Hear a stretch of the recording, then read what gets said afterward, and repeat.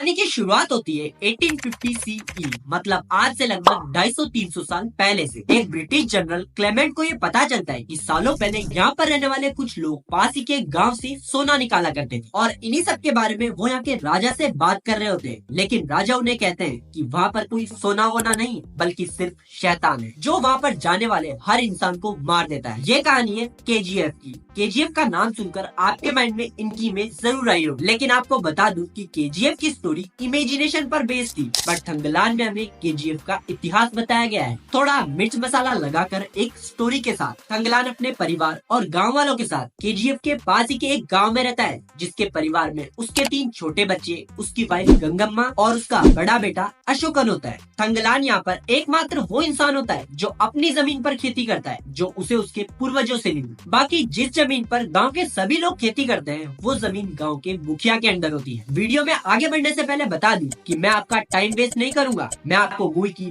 Main story ही explain करूंगा। थंगलान को कभी कभी अपने पूर्वजों का इतिहास भी दिखाई देता है, जिसके बारे में हमें तब बताया जाता है जब एक रात थंगलान के बच्चे उसे कहानी सुनाने को कहते हैं। आरती जी, ये कहानी उस समय की है जिस समय यहाँ पर थंगलान के पर दादाजी रहा करते थे, जो यहाँ पर पास ही की एक नदी पेन्ना नदी की मिट्टी को छानकर उसमें से सोना निकाला करते थे। लेकिन जब इसके बारे में वहाँ के महाराजा को पता चलता है तो वो उन्हें कैद करना चाहते हैं, लेकिन उनके लिए इनसे लड़ना बिल्कुल ऐसा है जैसे चाय से मक्खी निकालना। यहाँ महाराज अपने लोगों को भी पेन्ना नदी में से सोना छाटने को कहते हैं, लेकिन उन्हें वहाँ कुछ भी नहीं मिलता। इसके बाद महाराज के गुरुजी को यहाँ से थोड़ी आगे एक पहाड़ सोने की तरह चमकता हुआ दिखाई देता है और जब सैनिक उसे लेने के लिए आगे बढ़ते हैं तो सांप उन पर हमला कर देते हैं। ऐसा इसलिए होता है क्योंकि आरती नागवंश से है और वो इस सोने की रक्षक है। बहुत सी कोशिशों के बाद भी जब महाराज उस सोने को हासिल नहीं कर पाते तो परदादाजी उन्हें कहते हैं कि मैं तुम्हें उस सोने तक पहुंचा सकता हूं, लेकिन तुम्हें मेरी जमीन लौटानी होगी जिस पर कब्जा करके तुमने उसे ऊंची जाति वाले लोगों को दे दी। परदादाजी का ये प्रस्ताव महाराज स्वीकार कर लेते हैं और इसके बाद परदादाजी आरती से लड़ते हैं और उसका पेट बीच में से काट देते हैं, जिसकी वजह से चारों तरफ खून ही खून हो जाता है और यही खून बन जाता है सोना और यही थंगलान की ये कहानी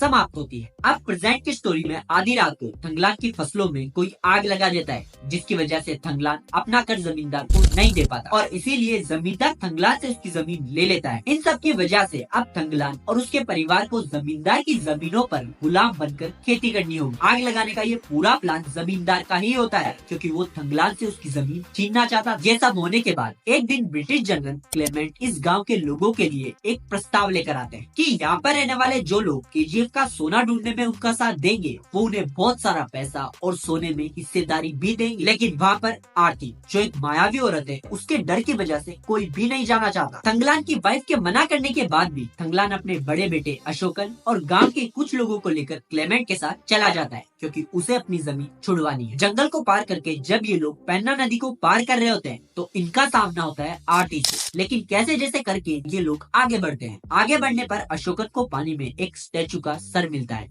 और ये सर उसी स्टैचू का होता है जिसको परदादाजी की कहानी में महाराज ने काट दिया। जिसके बाद अब ये लोग इस सर का धड़ ढूंढने में लग जाते हैं जो इन्हें मिल तो जाता है, लेकिन इसी वक्त यहाँ आरती भी आ जाती है जो इन्हें आगे बढ़ने से रोकती है और इसी लड़ाई में थंगलान क्या तो आरती को गोली लग जाती है, जिसके बाद आरती के लोग उसे यहाँ से उठाकर ले जाते हैं। इस मूर्ति के पत्थर में इन्हें थोड़ा सोना मिलता है, जिसके बाद रात हो जाती है और फिर से हमें दिखाया जाता है आरती, जिसके बाद इंटरमिशन। अब क्लेमेंट थंगलान की तारीफ करते हुए उसे यहाँ पर और लोगों को लाने को कहता है और उसे नए कपड़े देता है। थंगलान यहाँ से गांव जाता है, लोगों को समझाता है और लेकर आता है। जब थंगलान यहाँ वापस पहुँचता है तो अशोका उसे बताता है कि तुम्हारे यहाँ से जाने के बाद यहाँ पर सब कुछ बदल गया था, इन्होंने नागा ट्राइब के लोगों को मार दिया। अरे यहाँ तक कि बच्चों को नहीं छोड़ा। यहाँ थंगलान से भी मिसबिहेव किया जाता है और उसके कपड़े फाड़ दिए जाते हैं। लेकिन जब क्लेमेंट यहाँ पहुँचता है तो वो इन सब के लिए उनसे माफी मांगता है। थंगलान इन सब बातों को इग्नोर करता है और जब आरती के बार बार कहने पर भी वो नहीं मानता तो एक सांप उसकी बेटी को काट लेता है, जिसकी वजह से वो मर जाती है। बड़ी मुश्किलों के बाद जब इन्हें वो सोने वाली सुरंग मिल जाती है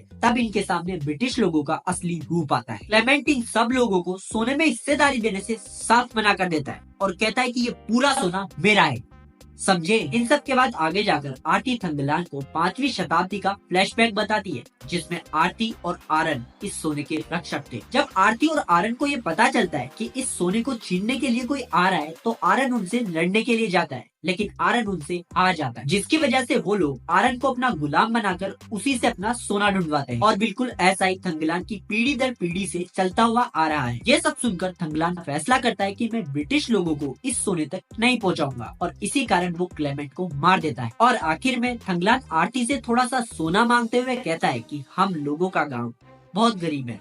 ये सुनकर आरती उसे यहाँ से थोड़ा सा सोना लेने की परमिशन दे देती है। हो सकता है कि मूवी आपको सुनने में उतनी अच्छी ना लगे, क्योंकि इस मूवी में ऐसी बहुत सी चीजें थी जो मैं आपको बोलकर नहीं बता सकता, लेकिन जब आप इसे देखेंगे तो ये आपको पसंद आएगी। हो सकता है कि आपको इसमें कुछ चीजें अच्छी ना लगे, लेकिन हम उसे इग्नोर कर सकते हैं बिकॉज ऑफ ग्रेट कंटेंट।